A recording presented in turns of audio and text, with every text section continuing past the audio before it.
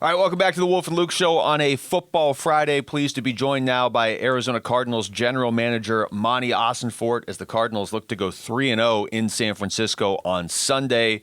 Monti, that alone has to just feel great. How are you doing? Hey, Luke. Good to hear from you guys. Good to join you here on a Friday. Hey, we're looking forward to it. Big challenge this weekend. First game in the NFC West on the road, their home opener against a good team, and so it's going to be a big challenge for us. And we're looking forward to it. Should be a good football environment, and just excited about the opportunity. I know the guys are fired up. We've had a good week and ready to get going. So here it is, Monti. You are the general manager of the Arizona Cardinals. You are 2-0 on the season. Here's the question I must ask: how do you feel? Well, Wolf, honestly, it's better than the alternative. I'll say that. But quite honestly, we're very process orientated here, and so Monday mornings it's kind of the same, and the week goes along, and regardless of what happens the weeks before, every week is kind of the same, and we handle each week and we get ready, and really you get off that plane or you get home from the game on Sunday, and it's time to turn the page. And so no matter what happens the day before, it's time to get going. So yeah, certainly good to be where we're at, but it really doesn't mean anything going into this week. It's really how we perform for those 3 hours on Sunday, and that's really what it's going to come down to in our first division game. Talking to Cardinals GM Monti Ossenfort, Monti, they always say it's the best case scenarios if you can coach after wins, basically. Like if you can find things to work on, but you also got the win. So 2 games in, 2-0, are there things you look at and say, okay, that's great, and it is ultimately the most important thing, but here's where we need to improve? Like, are there specific areas you look at? Yeah, certainly, Luke. We're always looking to correct our mistakes, and it hasn't been perfect. And you're right, it is great when you can get through a game and come out with a win. And there's always things to correct and things to improve upon. And so, I think we talk about it all the time. We talk about, hey, it's not where we are now, it's where we're going. And so each week we talk about improving. How do we correct the mistakes that we made the week before? How do we get better at those things? How do we improve on what we're doing? And that's true for all 3 phases. And so, we're sitting here where we're at, and, we're looking to be better this week than we were last week, and we'll look to continue to do that throughout the season. So, Monti, I was thinking, oh, my goodness, he's got to be curled up in a corner, Monti Ossenfort, with the corner room. Are you kidding me? All 3 starting corners go down? How do you process this? How do you evaluate this, Monti?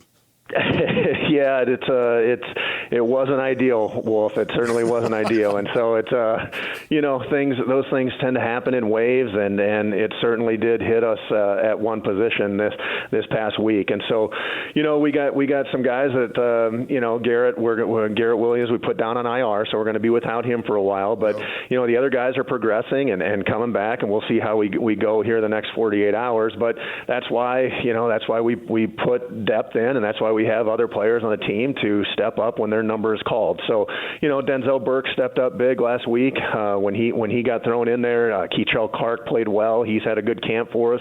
Elijah Jones hasn't had a chance to be out there yet, but we have guys that we have confidence in and have played for us and have been here and been in the program. And so that's why you have that depth, and that's why it's going to be tested in the NFL. In an NFL season, it's a long season, and unfortunately injuries are a part of that. And it just so happens that they kind of all struck in the same room here in one game. So we'll be ready for it. I know we got a good plan. I know our guys that are nicked up are working hard to come back, and we'll be ready with whoever's available on Sunday to go out there and go try to win a game in San Fran.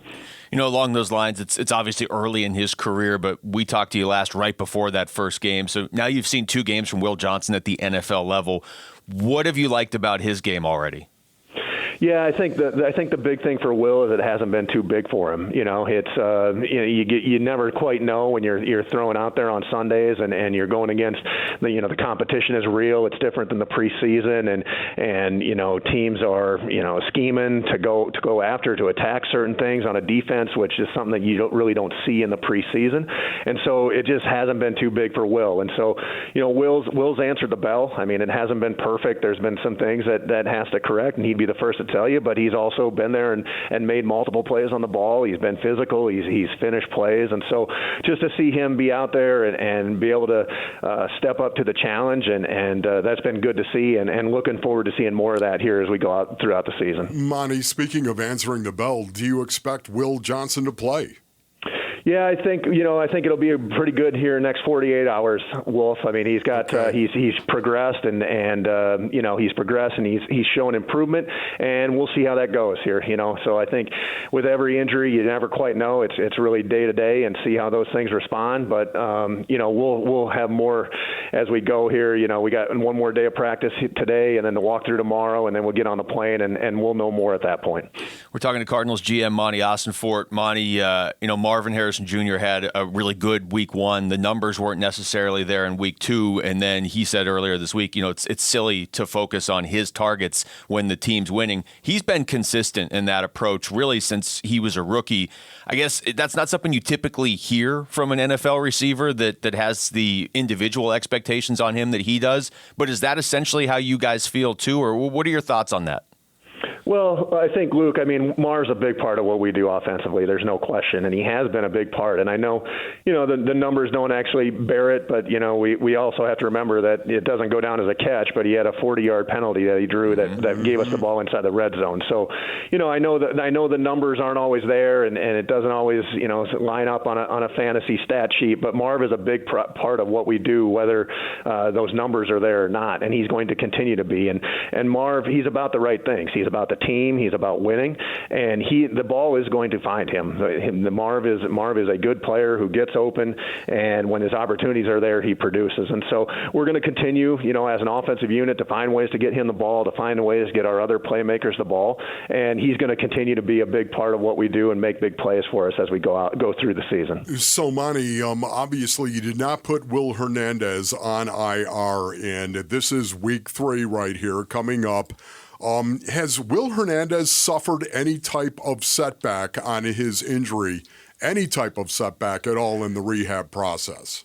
No, Wolf, actually, quite the opposite. Will's getting better every day. Okay. And I think really when it gets to those points is something that you got to consider when you're in my chair is when you make those decisions, whether to put guys on IR or leave them on PUP, whatever, is that if they're on those lists, they can't actually practice. And so it's got to be a consideration of when those guys are ready to return, when they're ready to return to practice.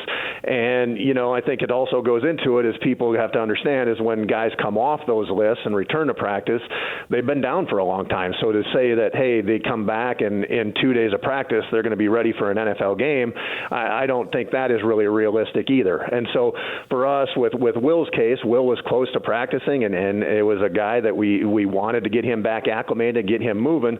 And so he's done that. And every week he's ramped up his time and ramped up what he's doing, and he's getting closer. He's put a lot of hard work in to be where he's at, and to be able to have him on the practice field and to gain those valuable reps, it's put him in a good spot. So he's getting closer. We'll see. We'll see where that really pans out of when he gets back out there on the field for game action. But, the work that he's put in practice and the rehab, it's put him in a really good spot. Monti Ossenfort's joining us right now. Monty, Kyler earlier in the week, he talked about how offensively he wishes he could have closed out the first game and closed out the second game when you guys had the ball. But the flip side is the defense has closed out both of those games. So what have you seen from your defense through 2 weeks, and how happy are you that you have Calais Campbell back on this roster? How about that guy, huh? Calais Campbell, holy moly. 39 years old, 2 sacks in the fourth quarter. Wasn't that awesome to see? Just his return to State Farm Stadium, had to do that in front of his family and the fans, and to be able to be there and play all those snaps, and then the last play of the game to finish the game. And so, Calais has been a great leader for us in the practice, in the meeting rooms, and then you guys are seeing it out on the field. And really, the entire defense has fed off him and what he's doing. And so, really encouraged by the defense. I think the defensive front has done a good job of putting the quarterback in tough spots, and the defense has been put on tough spots. They've been on the field, and they were on the field a long time in the fourth quarter, and the game kind of changes. I think the game changes when the lead is that big, and it's not necessarily a real game. It becomes a track meet, and so for our defense to be out there that long, including Calais, to be out there that long, and then to make the plays at the end in some tough circumstances, that was really cool to see. And so, I think it's been a good start for them, and I think they're looking forward to continue to take the ball away, put pressure on the quarterback, and get the ball back to our offense. Well, Monty, we appreciate this. As always, 3-0 would sound great, so good luck this weekend, all right? Hey, guys, looking forward to it. NFC West, tough division. It's our first chance to go on the road and get a win, so we're looking forward to doing it this weekend in San Fran. Yeah, Thank you, looking forward to it. Thank you. Thanks, guys. Thanks for watching Wolf and Luke. Tap to see more and click the button in the middle to subscribe to Arizona Sports.